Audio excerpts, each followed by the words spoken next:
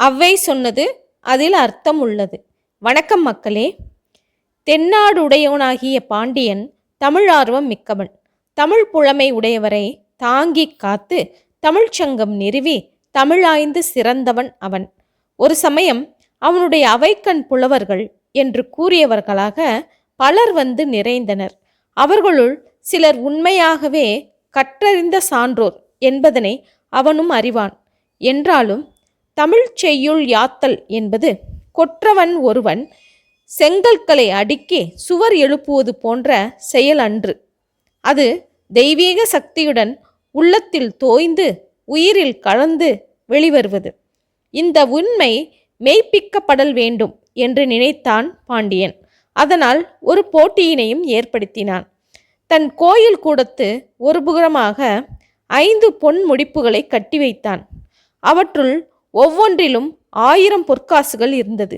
அவற்றை அற்று விழுமாறு பாடுதல் வேண்டும்.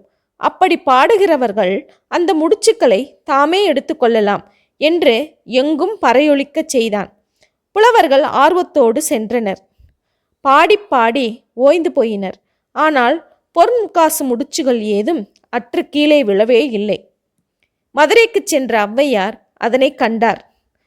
அந்த முடிச்சு அற்று விழுவாதிருப்பது தமிழ் பாடும் தன் போன்றோருக்கு பழியாகும் என்று நினைத்தார். அவ்வாறே 5 தமிழ் பாடல்களை பாடி அந்த 5 பொன் முடிப்புகளும் அற்று கீழே விழும்படி செய்தார். இனி வரும் காணொளிகளில் ஒவ்வொன்றாக அந்த பாடல்களை காண்போம். பாடல் 1. கோடிக்கு ஒருவன். பொற்காசுகளுக்கு அதிதேவதையான திருமகளை தியானித்தவாறு ஒரு செய்யுளை பாடலானார்.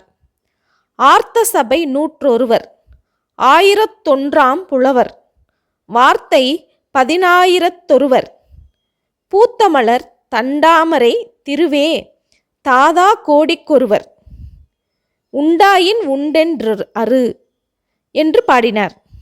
அதாவது, குளிர்ச்சியான இதழ் விரிந்து மலர்ந்த செந்தாமரை மலரிடத்தே வீற்றிருக்கும் திருமகளே, 100க்கு ஒருவர்தாம் தக்க அவையில் இருக்கத்தக்கவர், 1000ல் ஒருவர்தாம் புலமையாளராக இருப்பார்கள்.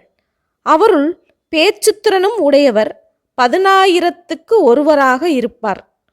கொடைவள்ளலாக திகழ்பவரோ கோடிக்கு ஒருவரைத்தான் காணலாம். இஃது உண்மையாயின் உண்மை என்று காட்டுவது போல் நீயும் அற்று வீழ்வாயாக என்பது இந்த பாடலின் பொருள். இதனை ஔவையார் பாடியதும் ஒரு பொன்முடிப்பு அருந்து வீழ்ந்தது.